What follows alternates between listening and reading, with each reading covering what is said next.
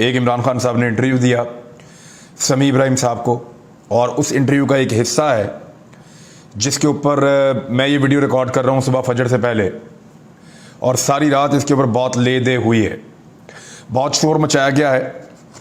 इस इंटरव्यू को, इसको पूरे को, उस एरिया को मैंने लिखा है, मैं आपके साथ शेयर कर देता हूँ। लेकिन पाकिस्तान में किया क्या जा रहा है, वारदात बड़ी बारीक है। मैं चाहता हूँ कि मेरे जितने दोस्त हैं, ख़ास तौर पे जो फोर्सेस के अंदर हैं, पाक फ़ौज के अंदर हैं, चाहे बाकी फोर्सेस में हैं, वो इसको ज़रा गौर से सुने, और जो आम पाकिस्तानी है वो भी इसको गौर से सुने, ताकि आपको समझ आए कि कितनी बारीक वारदाती ये डाल रहे हैं पीछे बैठकर। यानी आपकी तवज्जो बहुत सारी चीज़ों से हटा रहे हैं और एक ऐसी चीज़ की तरफ लेकर जा रहे हैं जो वाकई में एक वार्निंग है।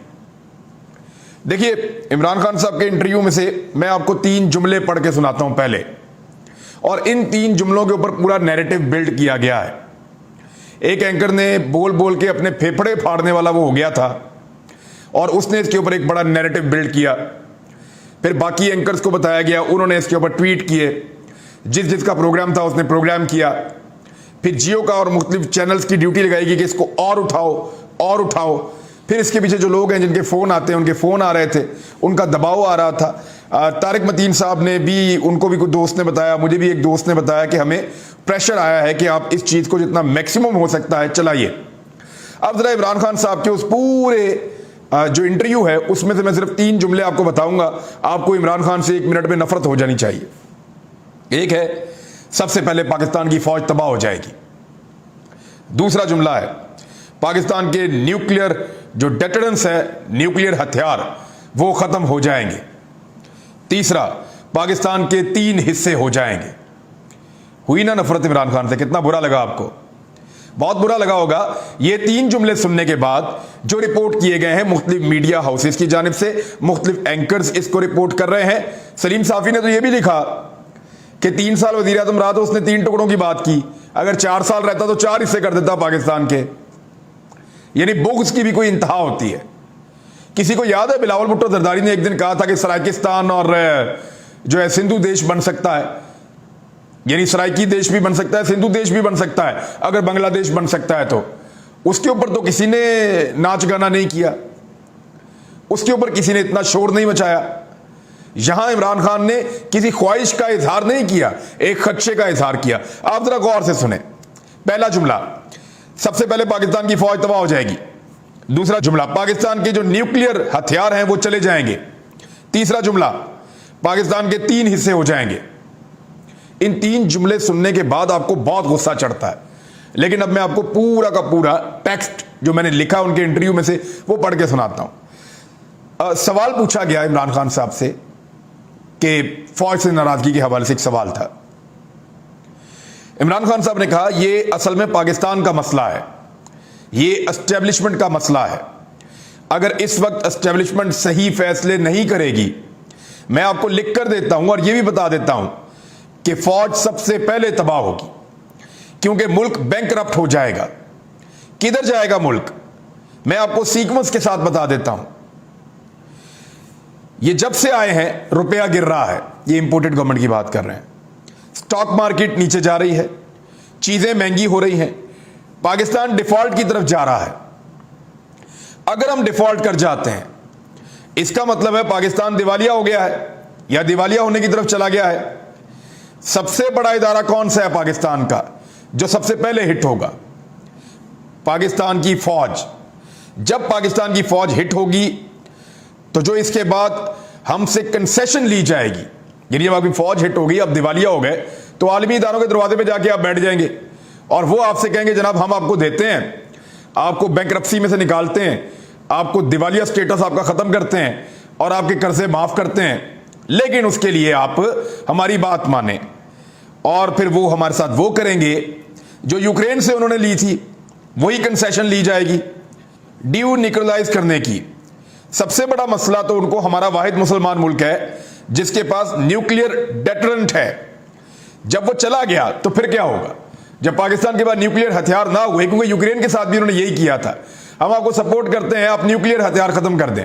यूक्रेन ने उनकी बात मान ली थी और अब वो रशिया के सामने बिल्कुल बेबस पड़ा हुआ था। तो उन्होंने कहा कि मैं आपको आज कहता हूं कि अगर पाकिस्तान कमजोर हो गया तो फिर क्या होगा। मैं आपको आज कहता हूं पाकिस्तान के 3 हिस्से होंगे। आप हिंदुस्तान के आम थिंक टैंक्स को देख लें, बाहर जो सारे बलूचिस्तान को अलहदा करने के मंसूबे बना रहे हैं, उनके मंसूबे पहले से बने हुए हैं। तो उस वक्त अगर सही फैसले नहीं किए जाएंगे, मुल्क खुदकुशी करने पर जा रहा है। मैं इसलिए जोर लगा रहा हूं, यह बात हमें आर्मी चीफ ने भी की थी एक दफा। उन्होंने कहा था कि मजबूत दिफा के लिए मजबूत मईशत बहुत नागुजीर है। फ्यूचर के अंदर या आज के दौर में अगर किसी मुल्क की मईशत मजबूत नहीं है तो उसका दिफा और सालमियत मजबूत नहीं हो सकती। ये कई मरतबा पाकिस्तान के आर्मी चीफ कह चुके हैं, ऑन रिकॉर्ड। इमरान खान भी यही बात कर रहे हैं। पाकिस्तान के बजट का एक बड़ा हिस्सा कहां जाता है? पाकिस्तान को कि एक बहुत गरीब मुल्क है, हमारी लड़ाई बहुत बड़े और ताकतवर मुल्क के साथ है, हमें एक बड़ी और ताकतवर फौज की जरूरत है, जो फौज अल्हम्दुलिल्लाह हमारे पास है। इमरान खान साहब ने इसी इंटरव्यू में कहा कि हमें ताकतवर फौज चाहिए, मुल्क को दुश्मनों से खतरा है। अल्लाह का शुक्र है हमारी फौज तगड़ी है, कोई मैली आंख से नहीं देख सकता। पाकिस्तान इस वक्त फैसला कुन मरहले पर खड़ा है, दुरुस्त फैसले ना किए तो सालमियत को खतरा हो सकता है। ऐसे इमरान खान साहब ने यह बात की है। अब एक तरफ ये पूरी की पूरी बात रखते हैं, जो बात आर्मी चीफ भी करते रहे हैं, यानी इमरान खान ने पाकिस्तान के 3 हिस्से होने की ख्वाहिश नहीं की, उन्होंने खदशे का इजहार किया है। लीडर क्या करता है, वो आपको पहले बता देता है कि मैं ये फोर्स ही कर रहा हूं, मैं ये देख रहा हूं, ये हो सकता है, खुदा ना खास्ता इसके बारे में सोचो। वो पहले आपको बताता है, देखता है, फिर आपको बताता है कि ये होने वाला है, फिर आपको उसका हल भी देता है। लीडर वो होता है, नॉर्मली पूरी दुनिया में ऐसा होता है। लीडर लोगों को पहले से खबरदार करता है कि ये होने वाला है। जब कोरोना आया, पूरा मुल्क कह रहे थे बंद कर दो, उस लीडर ने कहा उस वक्त कि नहीं यार, बंद नहीं करना, मुल्क तबाह हो जाएगा, मईशत गिर जाएगी, गरीब मर जाएंगे। नरेंद्र मोदी एक ऐसा लीडर था, उसने इंडिया पूरा तबाह कर दिया। इमरान खान ने पाकिस्तान को बचा लिया। लीडर था ना, फोर्स ही कर दिया, पहले देख लिया। क्या इमरान खान ने पहले नहीं कहा था कि मेरे खिलाफ ये सारी पॉलिटिकल पार्टियां एक दिन इकट्ठी हो जाएंगी? कोई एक भी बंदा, एक भी साफी नहीं मानता था, ये पार्टियां खुद नहीं मानती थी, और आपने देखा ये सारे इकट्ठे हो गए। तो उसने आज तक जो जो कहा वो ठीक साबित हुआ। तो इसलिए मैं ये गुजारिश कर रहा हूं कि यही बात जनरल कमर जावेद बाजवा भी कहते रहे हैं, और जितने थिंक टैंक्स हैं वो सारे ये समझदार लोग कहते हैं कि अगर आपकी मईशत मजबूत नहीं है तो आपको कॉम्प्रोमाइज करने पड़ते हैं। अगर आप दिवालिया हो जाएंगे तो दुनिया आपके साथ जब भी बैठेगी वो आपके न्यूक्लियर प्रोग्राम को खत्म करने की कोशिश करेगी। और अगर आपके पास ये डेटरेंस ना रही और आपकी फौज कमजोर हो गई तो आपके दुश्मन पहले से मुल्क को टुकड़े करने के ऊपर तैयार बैठे हैं। ये ख्वाहिश नहीं है, ये खदशा है जिसका इजहार एक लीडर कर रहा है। तो इसको ऐसे समझें। मेरे बेशुमार फौजी दोस्त हैं, वो बताते हैं कि हमारे पास उतना बजट या उतना पैसा नहीं होता जितना बॉर्डर के उस पार इंडिया के पास होता है। बहुत खुलकर बताते हैं, कहते हैं हमें पता है कि हमारा गरीब मुल्क है, गरीब लोग हैं इस मुल्क के, हमें इस बात का एहसास है। हम यहां पे कम खर्चे के साथ बड़ी फौज का मुकाबला करते हैं। हमें पता है हमारी इकोनॉमी कमजोर है, हमारे दुश्मन की इकोनॉमी मजबूत है। हमें पता है कि उनके पास सहूलतें भी ज्यादा हैं, उनके पास तादाद भी ज्यादा है, उनके पास हथियार भी ज्यादा, हम फिर भी उनका मुकाबला करते हैं। और जितना मैक्सिमम ये कौम दे सकती है वो अपनी फौज के लिए देती है, और वो इसीलिए देती है ताकि वो रात को चैन की नींद सो सकें। और अल्हम्दुलिल्लाह पाकिस्तान की तरफ कोई दुश्मन मैली आंख से नहीं देख सकता। हमारे फौजी जवान मौजूद हैं, उन्होंने बड़ी लाजवाल कुर्बानियां दी हैं, लेकिन उनको भी इस बात का इदराक है कि पाकिस्तान की जितनी इकोनॉमी कमजोर होती है उतना पाकिस्तान की फौज के ऊपर भी बोझ पड़ेगा। क्योंकि एक बजट ही है ना, तो सबके अंदर तकसीम होता है सारे इदारों में। तालीम बजट से ही है, हेल्थ बजट से है, दिफा बजट से है, जितना कुछ है आप सब्सिडीज देते हैं बजट से है, जो कुछ आप पाकिस्तानी को तहफ्फुज देते हैं बजट से है। तो अगर बजट के अंदर कट लगेगा तो सबको कट लगेगा ना। अगर दिवालिया होंगे तो सारे होंगे ना, ये तो नहीं होगा कोई एक दिवालिया हो जाएगा। तो इमरान खान ने बिल्कुल रियल पिक्चर पेश की है, लेकिन उसके ऊपर बाकायदा एक प्रोपेगेंडा खड़ा किया जा रहा है जानबूझकर। और प्रोपेगेंडा बनाने का मकसद यह है कि असल मसाइल से तवज्जो हटाई जाए।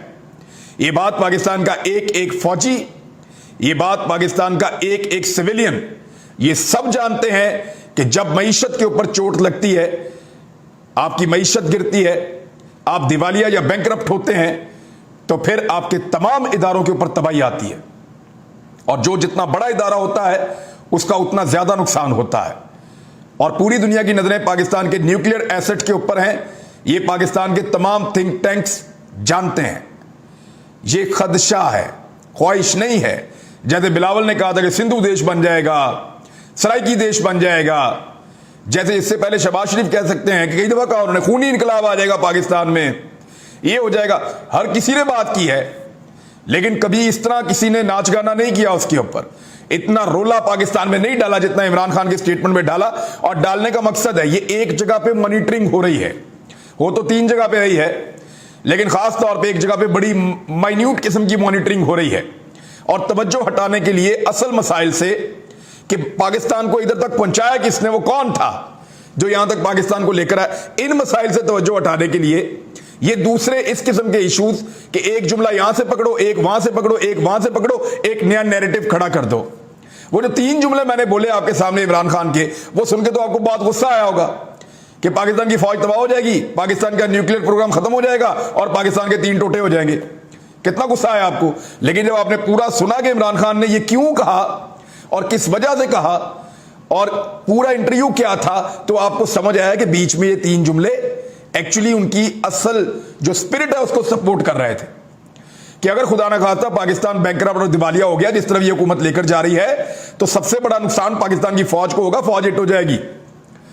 और फिर आलमी इदारों के सामने जब आप बैठेंगे, आलमी कुव्वतों के सामने बैठेंगे, वो आपको कहेंगे कि अपना न्यूक्लियर प्रोग्राम रोल बैक कर दें आप, जैसे उन्होंने यूक्रेन के साथ किया था। और वो चाहते हैं, बार बार पाकिस्तान के न्यूक्लियर प्रोग्राम पे उंगली उठाते हैं। इसकी रिपोर्टें पूरी दुनिया के अंदर मौजूद हैं।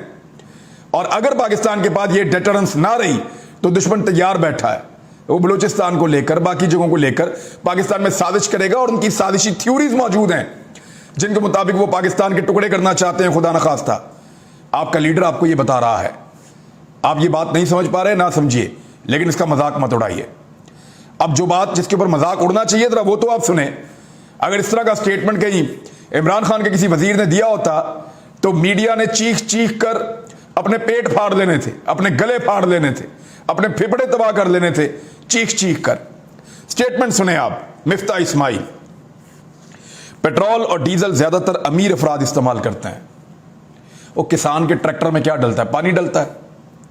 वो जो ट्यूबवेल जिससे वो फसलों को पानी लगाता है, उसमें क्या डलता है? पानी डलता है। भाई उसमें डीजल डलता है। तमाम ट्रैक्टर्स डीजल से चलते हैं, तमाम ज़राई आलात डीजल से चलते हैं, तमाम जितने ट्यूबवेल्स हैं वो सारे डीजल से चलते हैं जहां बिजली अवेलेबल नहीं है। और आपके पावर प्लांट भी फ्यूल से चलते हैं। तो जब आप बिजली महंगी करते हैं तो उसका इंपैक्ट भी इन्हीं गरीब लोगों पे जाता है। तो गरीब आदमी की सवारी, मोटरसाइकिल, छोटी कार, वो गरीब आदमी नहीं है। आप क्या समझते हैं जिसके पास एक मोटरसाइकिल है वो एक अमीर आदमी हो गया? यानी आपने स्टेटस ही तब्दील कर दिया है। तो ये इस तरह का मजाक अगर कोई और पाकिस्तान तहरीके इंसाफ का वजीर करता तो मिफ्ता इस्माइल की जगह पे अगर वो होता, हमाद अजहर होता या असद उमर होता या कोई और होता, तो ऐसा मजाक उड़ाता, ये मीडिया ऐसे मीम्स बनाता कि तबाह बर्बाद कर देता।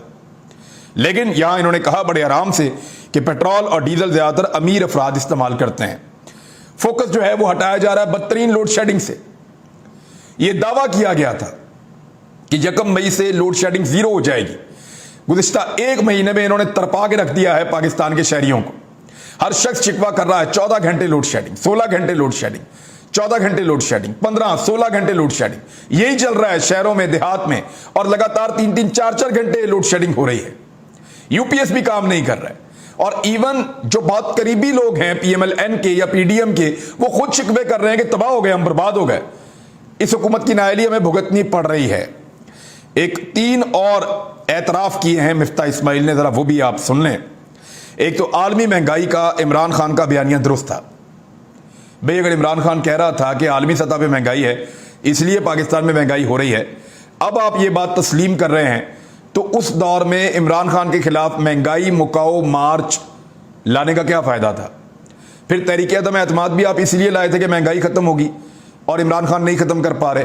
तो अब आप आ गए हैं, महंगाई आपने दुगनी कर दी है। यानी पिछले कोरोना का जो पहला महीना था ना, जनवरी 2020, जब बहुत बुरे हालात हो गए थे, उस वक्त भी ऐसी महंगाई नहीं थी जैसी महंगाई इन्होंने अब कर दी है। और बदतरीन महंगाई है पिछले चंद सालों की। और आलमी सतह पर वाकई महंगाई हो रही है, ये भी तस्लीम किया उन्होंने। और यह भी कहा कि जो ग्रोथ रेट इमरान खान के दौर में था उसको मानते हैं और उस बहस में नहीं जाना चाहते। यह है मिफ्ता इस्माइल का स्टेटमेंट और ये वो कह रहे हैं। कितनी बदकिस्मती है कि जिन बहानों से ये हुकूमत में आए उन तमाम चीज़ों को पहले से ज़्यादा तबाह कर दिया, और जिन चीज़ों के लिए इन्होंने कोई बात नहीं की थी उन्हीं पे काम कर रहे हैं। अपने केसेस, अपने सैर सपाटे, अपनी अय्याशियाँ, अपना पैसे का बेदरेग इस्तेमाल। अरबों रुपया तो इन्होंने खर्च कर दिया है, करोड़ों रुपया इश्तिहारों के अंदर आते ही गरीब कौम का पैसा, और इश्तिहार में दे के बताते क्या है कि खजाना खाली है। और खजाना खाली है तो ये इतने इश्तिहारात आप कहाँ से दे रहे हैं? लूट मार का पैसा है, ऐसा लगता है। तो इस इशू के ऊपर हम इसको वाइंड अप कर लेते हैं प्रोग्राम को, क्योंकि ये बहुत ज़रूरी था, बहुत बड़ा प्रोपेगेंडा हो रहा था। इसका जवाब आना चाहिए था कि इमरान खान ने खदशात का इजहार किया, और खुदा न खास्ता अगर ये दुरुस्त साबित होते हैं तो इससे पहले पाकिस्तान के जो मुक्तदर हल्के हैं, जो ताकतवर हल्के हैं, उनको अहम फैसला लेना चाहिए। खुदा न खास्ता हमारी मईशत को एक और बड़ा झटका हमें कहीं से कहीं पहुंचा सकता है।